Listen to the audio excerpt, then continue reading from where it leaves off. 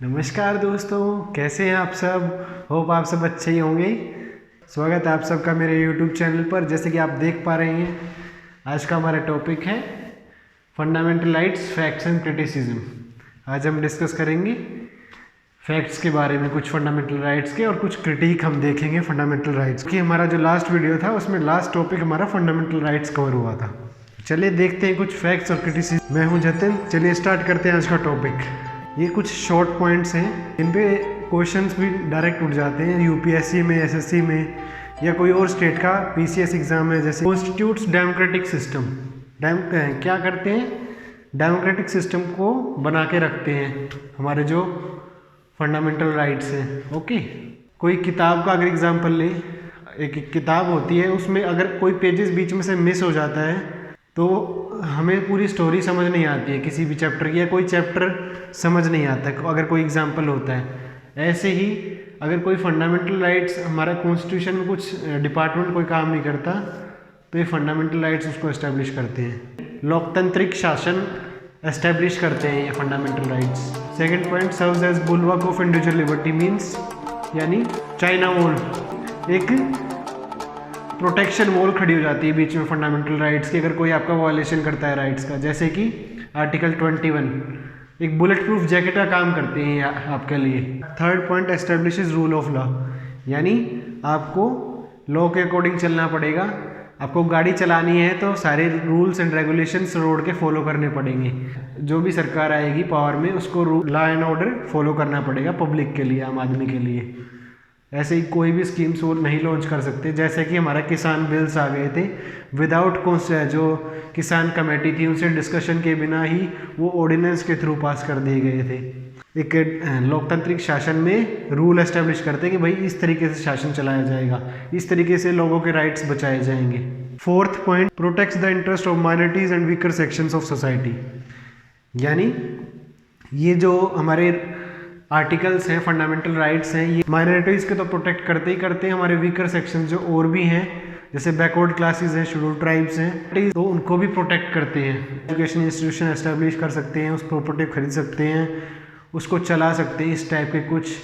या उनके economic rights भी, कि उनको रिजर्वेशन मिलेगा, कितना किस परसेंट से मिलेगा, ये सब कुछ उनके राइट्स एस्टेब्लिश करते हैं fundamental rights. Fifth point, they strengthens the secular fabric of Indian state, यानी सेकुलरिटी एस्टेब्लिश करते हैं हमारे देश में, इंडिया में।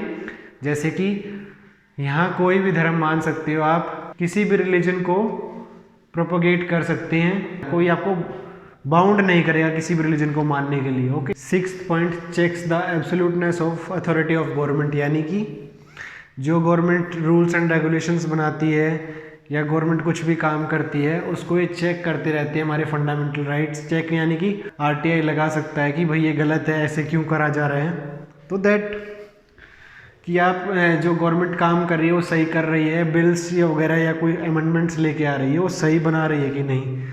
जैसे कि आपने देखा आसाम में जो डिस्प्यूट चला था काफ़ी टाइम एनआरसी के रिगार्डिंग, और सिटीजनशिप अमेंडमेंट एक्ट के तहत जो डिस्प्यूट हुआ था, तो ये बिल्स, ये राइट्स आम पब्लिक को राइट्स देते हैं कि वो गवर्नमेंट के जो बिल्स और स्कीम्स आती हैं आप उसको समझ सकते हैं। अगर वो आपको लगता है कुछ वायलेट कर रही हैं तो आप आरटीआई लगा के पूछ सकते हैं, इंक्वायरी कर सकते हैं, और उसके खिलाफ डिस्प्यूट भी कर सकते हैं। पॉइंट, ले the foundation stone of social equality and social justice, यानी कि ये सोशल इक्वलिटी एस्टेब्लिश करते हैं और सोशल जस्टिस आप लोगों को देते हैं। जैसे आपको राइट टू इक्वलिटी, कहीं भी आपको डिस्क्रिमिनेट नहीं किया जाएगा रिलीजन, रेस, का, सेक्स और प्लेस ऑफ बर्थ पे, वो आपका सोशल वायलेशन हो जाता है, तो ये राइट्स आपको प्रोटेक्ट करते हैं उससे भी, कि आपको सोशल इक्वलिटी मिलती है और सोशल जस्टिस भी मिलता है।